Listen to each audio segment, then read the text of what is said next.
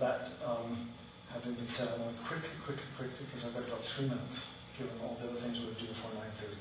And I'm not going to pop into fifth gear, but I'm just going to mention a few things. North Mount, you guys do so many unusual things. I don't know where to begin. I do know that this is a place where people can get mended. And I think of the people that we did not advocate for in those refugee camps, which you now welcome. Many of whom came to faith through the American Baptists. The leader who was on house arrest, a Nobel Peace Prize winner, I've forgotten her name, went to church at an American Baptist church all her life until her young adulthood, until probably, as a politician, became publicly affiliated with Buddhism. But the other part about this church about being mended is always, and I said this when I was here last year, you have by your coffee machine a wetback. And I just think that that's highly appropriate. We still, in life and in churches, I almost brought it up here, and you recognize that, and you are an open place for mending. I always amuse by it when I say, in the only church I've encountered, I've been to about 80, that has a wetback, a coffee arc. That's great. I admire it. Altador, I want to say about the engagement of young people. There's so many things that you guys model and that you share in leadership and resources. And I was deeply touched, very, very profoundly anxious last year when we began this process. And you welcomed us in hospitality with a caring and an openness and encouragement that I personally needed to begin this. And after that, 111 churches followed. Your kindness. So I want to thank you, and I wish you to convey that to Altador in that fashion.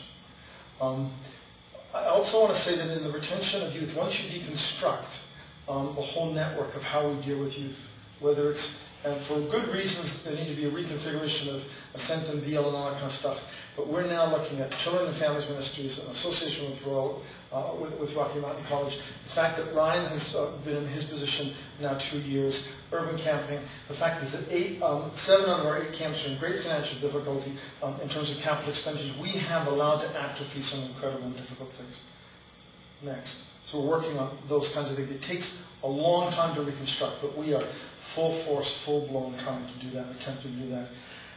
First Baptist, both in the Southgate plant, the relationship with Brownfield, the Christmas outreach, we were talking just I want to suggest to you that Christmas Eve is an incredible opportunity in this culture.